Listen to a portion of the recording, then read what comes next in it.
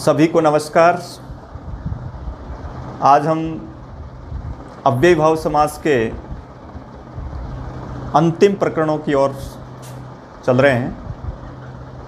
अव्ययीभाव समास में कल हमने एक विशेष सूत्र के आधार पर उदाहरण सिद्ध किए थे, जो विभक्ति अर्थ में, समीप अर्थ में, समृद्धि आदि अर्थों में प्रयोग किए गए थे। और पाणिनि का मुख्य सूत्र भी वही है जिसके आधार पर हम अव्ययीभाव समास पढ़ा करते हैं। और सामान्य सी जो परीक्षाएं होती है उनमें तो इसी सूत्र के आधार पर और इसके जो उपसर्ग या अव्यय जो पढ़े थे उसके आधार पर ही उदाहरण पूछे जाते हैं।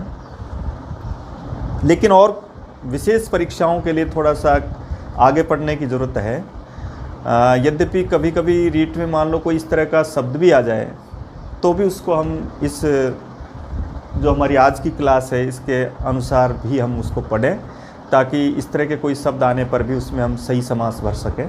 तो देखिए, कुछ और विशेष अव्ययीभाव समास में वो इस प्रकार है। कल हमने पढ़ा था कि जो पूर्व पद प्रधान है वो अव्ययीभाव समास होता है और उसमें पहला पद एक अव्यय के रूप में प्रयुक्त होता है। लेकिन अब उससे आगे चलकर एक प्रश्न, एक जिज्ञासा होती है स्टूडेंट्स की कि क्या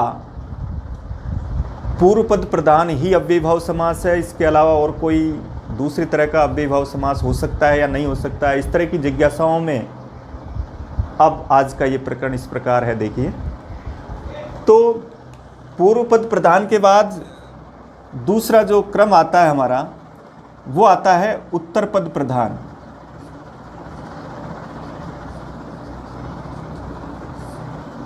अव्ययीभाव प्रायेण पूर्व पद प्रधान है अव्ययीभाव समास, जिसमें प्राय पहला पद प्रधान होता है वो अव्ययीभाव समास होता है। अधिकांश उदाहरणों में ऐसा पाया जाता है। लेकिन उसके अलावा भी अव्ययीभाव समास होता है और वो सबसे पहला क्रम पढ़ रहे हैं हम, उत्तर पद प्रधान। उत्तर पद प्रधान अव्ययीभाव समास का मतलब जिसमें दूसरा पद प्रधान हो। अब तक जितने भी उदाहरण पढ़े थे हमने कल, वो सभी में पूर्व पद प्रधान था, क्योंकि उनका प्रथम पद एक अव्यय के रूप में था। उत्तर पद प्रधान अव्ययीभाव समास क्या होता है, तो याद रखें कि जब वो आपका अव्यय प्रथम पद के रूप में रहे तब वो पूर्व पद प्रधान अव्ययीभाव समास होगा, और अगर वो आपका अव्यय उत्तर पद में स्थापित हो जाए तब वो आपका उत्तर पद प्रधान अव्ययीभाव समास होता है। तो पाणिनि ने पूरे वेदों को खोज करके, उनका अध्ययन करके और ये देखा, ये पाया कि ये शब्द इस तरह के हैं जिनमें समास अव्ययीभाव होगा, लेकिन इनमें उत्तर पद की प्रधानता मिलेगी। तो ऐसे दो सूत्र बनाए पाणिनि ने, जिसको हम सरलता के रूप में ऐसे पढ़ सकते हैं कि उत्तर पद प्रधान अव्ययीभाव समास के लिए ये जरूरी होगा कि वहाँ प्रति और परि इन दो उपसर्गों को, दो अव्ययों को इसके अंतर्गत लिया गया है। अगर किसी पद में, उत्तर पद में प्रति और परि है, इसका मतलब वो आपका उत्तर पद प्रधान अव्ययीभाव समास है। तो बिल्कुल सरल है। आपके मन की जिज्ञासा है कि उत्तर पद प्रधान अव्ययीभाव समास क्या होता है, किस तरह का होता है। दो ही बात याद रखनी है कि उसका उत्तर पद में प्रति और परि मिलेगा, और वहाँ भी कुछ निश्चित उदाहरण ही मिलेंगे। जैसे दो सूत्र बनाए थे उन्होंने, सुप्रतिना मात्रार्थे, कि मात्रा अर्थ में प्रति आएगा और अक्ष शलाका संख्या के साथ परि आएगा। वहाँ तीन शब्द निश्चित है, उनके साथ परि शब्द होगा। तो हम तो यही देखें कि हमारा तो पैराग्राफ में ऐसा शब्द होगा कि उसमें प्रति या परि पीछे लिखा होगा, और वहाँ समास पूछेगा तो वहाँ अव्ययीभाव समास आपको उत्तर भरना है। दूसरी बात, अगर और कुछ विशेष पूछता है उसमें किस तरह का अव्ययीभाव है, तो उसमें आपको उत्तर पद प्रधान भरना है। ये स्पष्ट अंतर है जिससे हम आराम से यहाँ तक पहुँच सकते हैं। तो देखिए, जैसे एक उदाहरण लिखा मैंने, सूप प्रति लिखा, इसी तरह जैसे साक प्रति लिखा, इसी तरह जैसे मान लो ज्ञान प्रति लिखा। यानी उत्तर पद के रूप में प्रति आ रहा है, तो वहाँ हमारा उत्तर पद प्रधान अव्ययी भाव समास है। अब विग्रह करते हैं। सूपस्य लेसय, लेसय शब्द यह मात्रा अर्थ में है, अर्थात सूप कहते हैं दाल को, दाल की कमी। तो यहां देखिए मात्रा अर्थ है, मात्रा अर्थ में प्रति का प्रयोग हुआ है और प्रति उत्तर पद में है, इसलिए ये उत्तर पद प्रधान कहलाएगा। तो देखा हमने कि बाद में प्रत्यानंद सभी का विग्रह ऐसे कैसे, सभी में आपको लेसय लगाना है और पहले में षष्ठी लगानी है। तो साकस्य लेसय, ज्ञानस्य लेसय।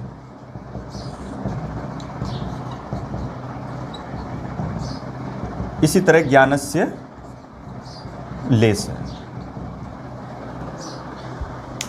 दूसरा उपसर्ग था परि, वो भी अगर उत्तर पद में आएगा तब भी उत्तर पद प्रधान होगा। तो दो ही उपसर्ग के उदाहरण मिलेंगे, प्रति और परि के।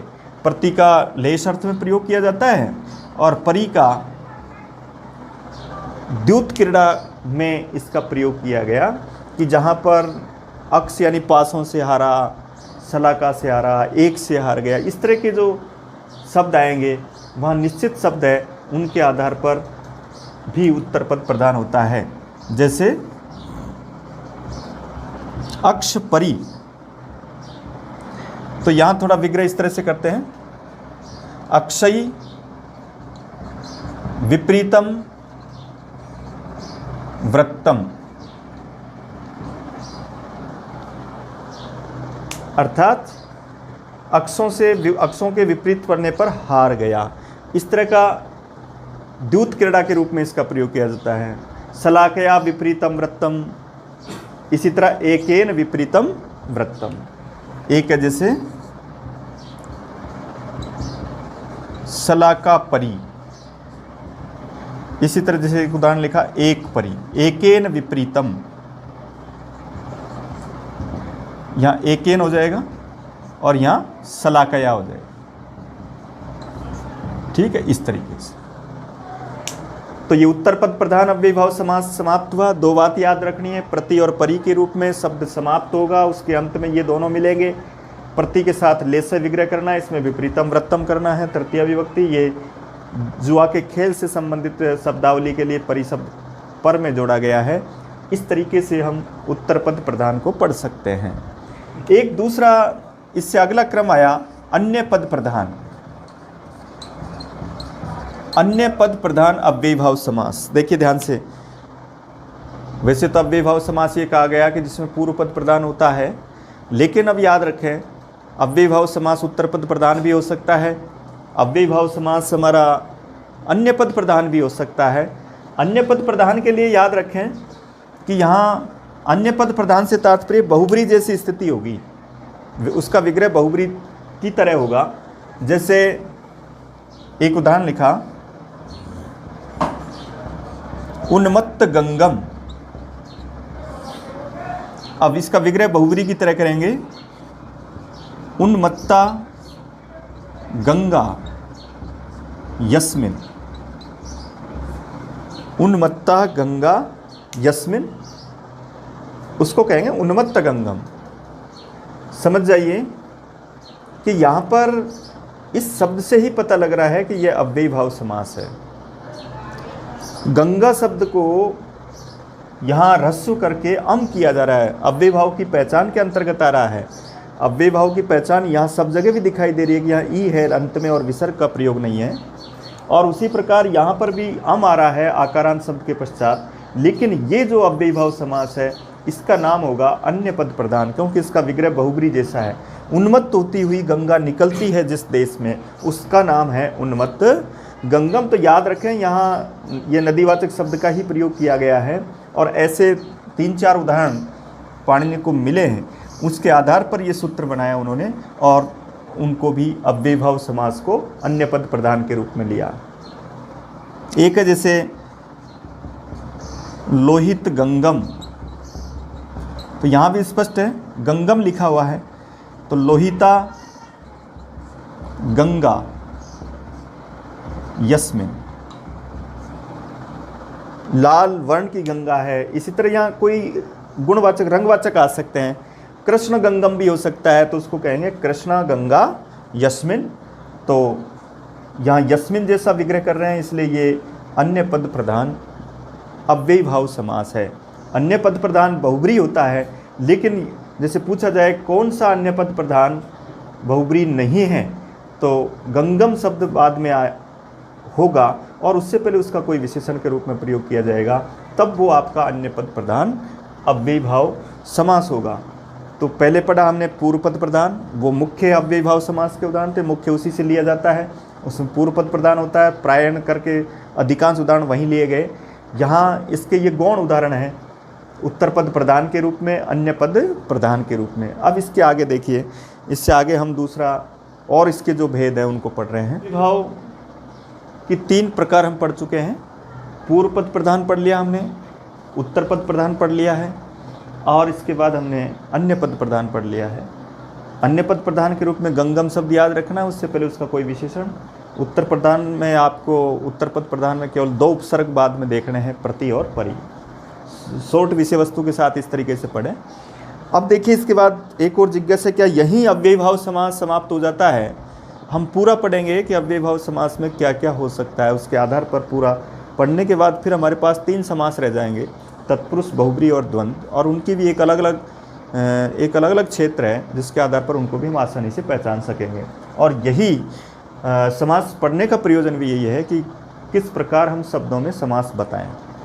तो अब अगला क्रम आता है कि संख्या वाला शब्द भी अव्ययी भाव समास हो सकता है। अब तक हमने पढ़ा था कि पूर्व पद में कोई अव्यय आएगा या उत्तर पद में अव्यय आ जाएगा, ठीक है, अन्य पद प्रधान में गंगा शब्द के साथ होगा। संख्या वाला भी अव्ययी भाव हो सकता है। वैसे संख्या वाला द्विगु होता है, और ये प्रश्न आता है निम्नलिखित में से द्विगु समास किस में नहीं है, तो याद रखें हम संख्या वाला अव्ययी भाव कौन कौन सा हो सकता है। यहाँ 2 बातें लिखी गई, एक तो है नदी विश्चय और एक है संख्या वंशेन।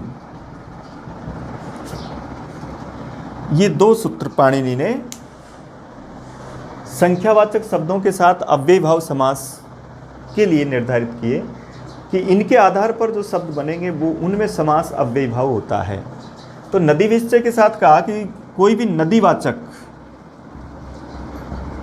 नदीवाचक शब्द से पूर्व अगर संख्या आ जाती है और वहाँ समाहार अर्थ में कोई समास होगा तो वो हमारा अव्ययी भाव समास ही कहलाएगा, उसमें हम द्विगु नहीं भरे।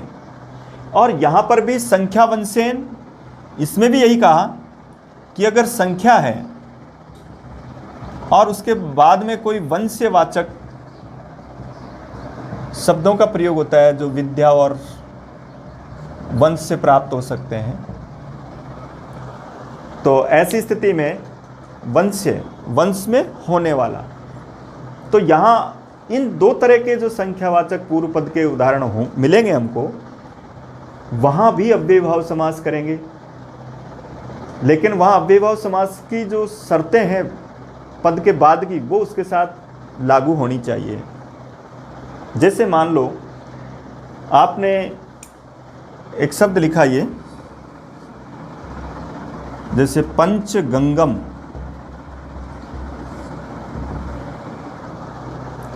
इसका मतलब यहाँ संख्या है और ये नदी है, और उसके साथ साथ ये अम आ रहा है, अम अव्ययी भाव की पहचान में आता है।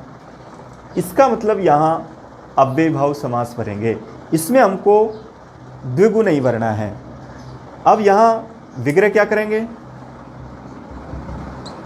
पंचानाम गंगा नाम समाहर है, इस तरह का विग्रह हमको नदियों में करना है, संख्या में षष्ठी करके, और यहाँ उस शब्द में बहुवचन का प्रयोग करेंगे और उसके पश्चात समाहार कर देंगे। तो पंचानाम गंगा नाम समाहार है। इसी तरह से दूसरा लिखा द्वियमुनम,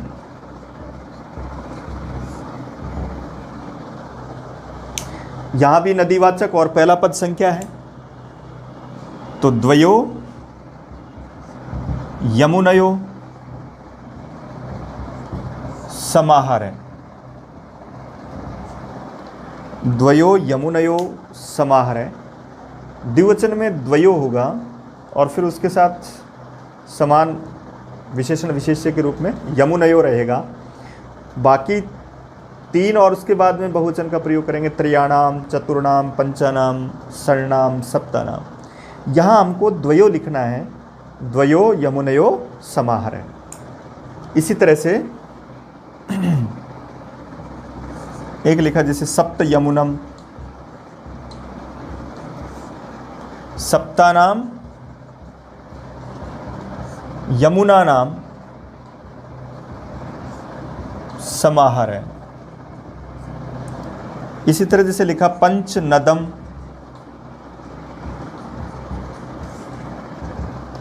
पंचानाम, नदी नाम समाहर है। इसी तरह जैसे सप्त गोदावरम, सप्तानाम गोदावरी नाम समाहर है। बाद में नदी का नाम हो, पहले संख्या हो, उसके साथ अव्ययीभाव समास का प्रयोग किया जाएगा। नदी के साथ समाहारार्थी रहेगा। तो याद रखें, संख्या के बाद नदी आने पर हमको अव्ययीभाव समास भरना है। नदी वाचक शब्द भी आ सकता है, नदी नाम भी आ सकता है, पंचनदम भी हो सकता है, लेकिन जो नदी संज्ञक शब्द होते हैं उनको इसमें ग्रहण नहीं किया गया है। नदी वाचक को ही ग्रहण किया गया है, नदी संज्ञक को नहीं। नदी संज्ञक होते हैं दीर्घ इकारांत, दीर्घ उकारांत शब्द, उनको यहाँ नहीं लिया गया है। इसके बाद एक ये है आपका संख्या वंशेन। इसमें 2 तरह के वंशवाचक जो शब्द लिए हैं, एक है जैसे त्रिमुनि,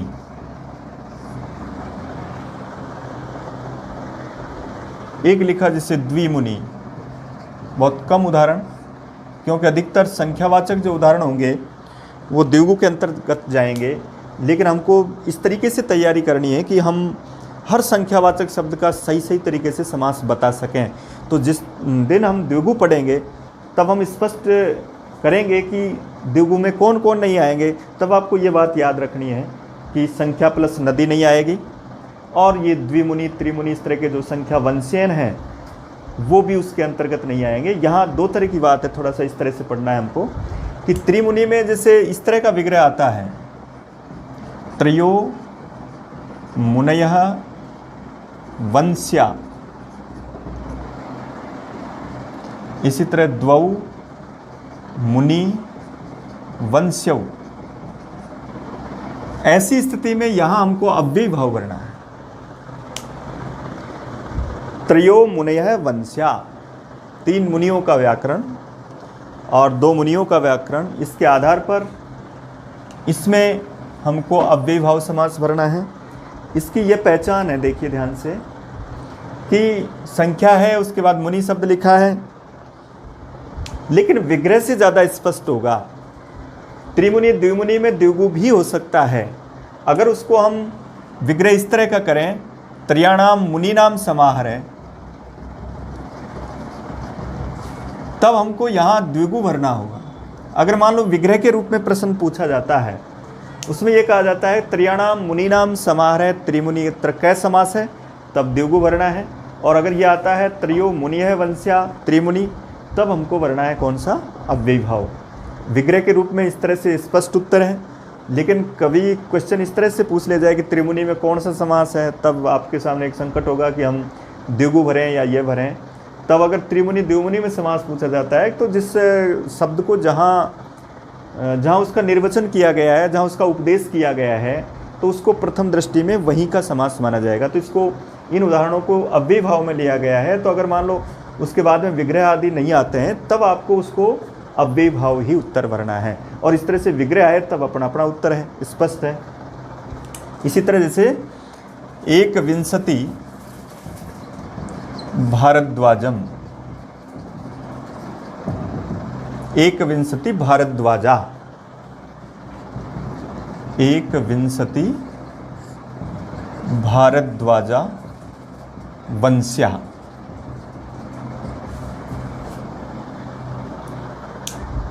शब्द को देख करके तो हम आराम से उत्तर दें, 21 भारद्वाजम हमारा है, संख्या और मुनि का नाम है, और ये विद्या और वंश रूपी जो मुनि है, उसके आधार पर इसको अव्ययीभाव समास कहेंगे या विग्रह के रूप में इस तरह का प्रयोग करेंगे।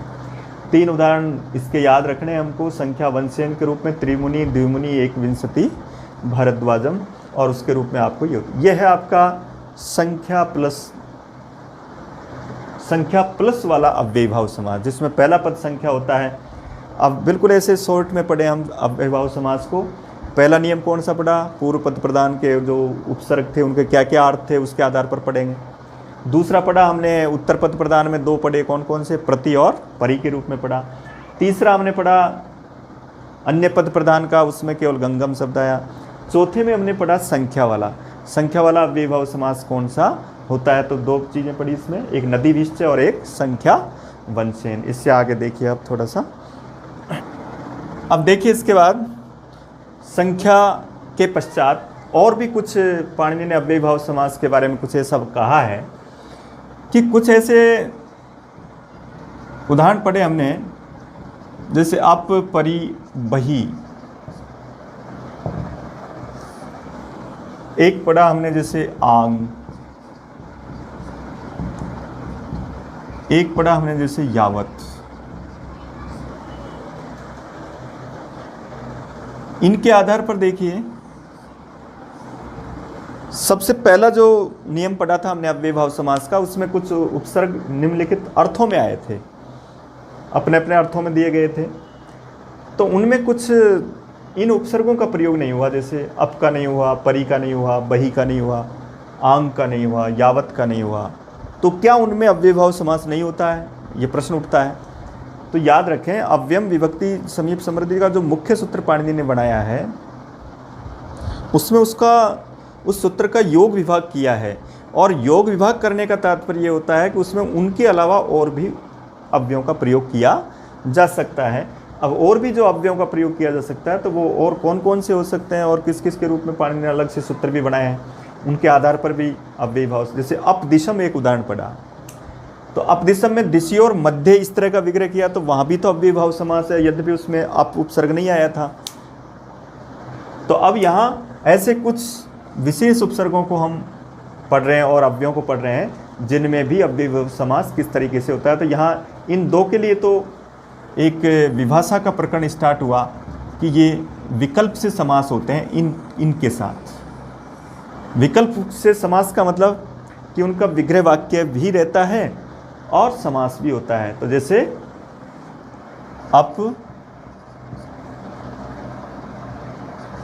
जैसे एक लिखा अप विष्णु, एक लिखा जैसे परि विष्णु, एक लिखा जैसे बहिर्वनम।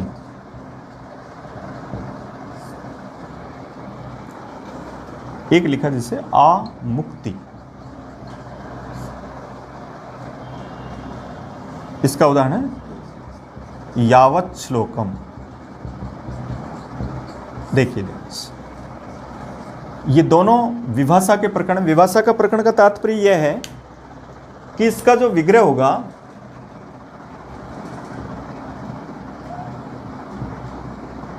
जैसे आ मुक्ते, ये इसका विग्रह है। इसका विग्रह है बहिर्वनात्। इसका है परि विष्णु और इसका है अप विष्णु। अब तक के जितने भी आपने अव्ययीभाव समास के उदाहरण पढ़े थे, उनका विग्रह और इनके विग्रह में कुछ अंतर नजर आ रहा होगा आपको। उनके विग्रह में हम उन उपसर्गों का या उन अव्ययों का अर्थ विग्रह में प्रदर्शित करते थे। जैसे उप आता था तो उसको समीपम लिखते थे, जैसे इति आता था तो उसको शब्द से प्रकाशय भरते थे, और अनु आता था तो उसको हम पश्चात भरते थे। प्रति अगर बाद में भी आया तो उसको ले से किया था। लेकिन यहाँ देख रहे होंगे आप, इन 4-5 के साथ, चारों के साथ हम विग्रह में भी उन उपसर्गों का या अव्ययों का ही प्रयोग कर रहे हैं। तो ये समझ जाओ कि इनके साथ जहाँ उपसर्ग पंचमी युक्ति आती है इनके चारों के साथ, तो पंचमी के रूप में इनका जो विग्रह है उससे उसका जब समास बनाएंगे तो अप लिखेंगे, विष्णु का मूल शब्द लिखेंगे, यहाँ बही लिखेंगे और वन शब्द का मूल शब्द लिखेंगे, ए आ रहा है तो अम कर देंगे। यहाँ भी आ लिखेंगे और उसका मूल शब्द लिखेंगे आमुक्ति। तो इस तरीके से आमुक्ति का अर्थ है मुक्ति पर्यंत, मुक्ति तक, और आ का प्रयोग बहुत ज़्यादा होता है। ऐसा उदाहरण आ सकता है आपके रीट लेवल में, ऐसा उदाहरण आ सकता है। क्यों?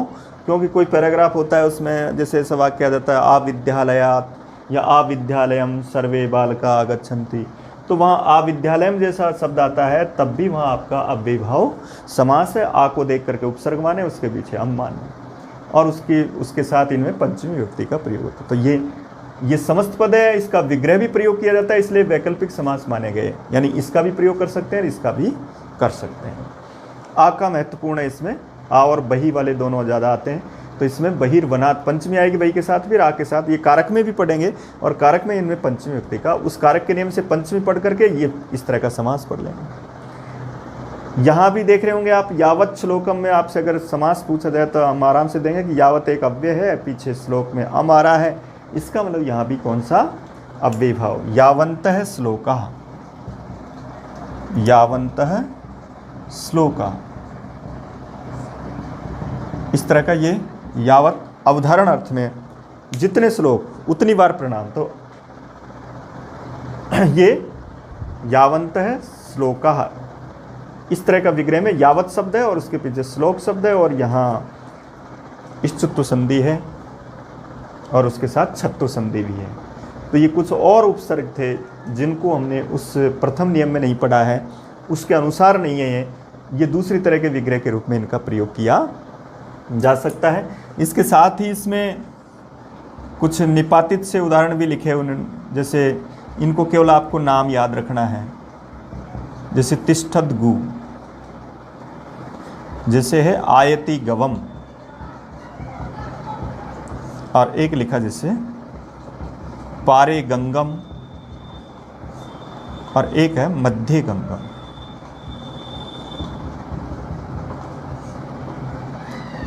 इनमें भी इनको चाहे विग्रह के रूप में याद नहीं रखें, क्योंकि ये निपातित उदाहरण है। निपातित का मतलब ये होता है कि पाणिनि के सूत्रों में ही इन शब्दों का प्रयोग हुआ है, और वो निपातित मान लिए गए किसके, अव्ययीभाव समास के। तो तिष्ठन्ते गावो यस्मिन काले, इस तरह का विग्रह करेंगे। आयत्य गावो यस्मिन काले, इस तरह का विग्रह करेंगे। ये पारे गंगम, गंगाया पारात, गंगाया मध्यात, इस तरह का विग्रह।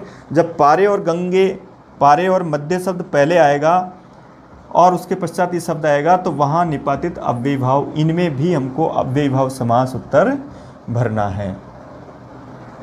यहाँ तक की पूरी जो विषय वस्तु है वो अव्ययीभाव समास के रूप में है। अब बिल्कुल एक एक जितने भी आपने वर्ग पढ़े अव्ययीभाव समास के, एक एक अलग अलग खंड बना लें कि सबसे पहला तो मुख्य अव्ययीभाव समास के उदाहरण थे जिसमें बहुत सारे अव्यय पढ़े थे हमने।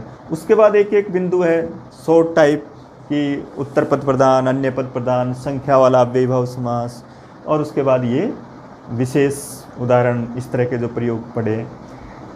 लास्ट में ये अव्ययीभाव समास पूरा होता है, लेकिन इस अव्यय समासों के अंतर्गत एक नया नाम और आता है, और उस नए नाम का उच्चारण है, उसको कहते हैं समासांत।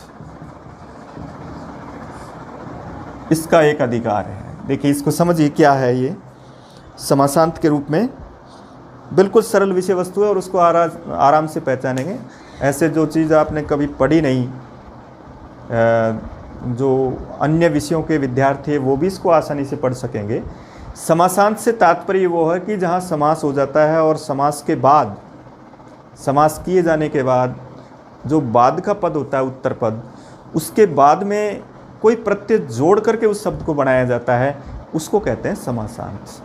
जैसे 4 मैंने उदाहरण दिए। एक उदाहरण दिया मैंने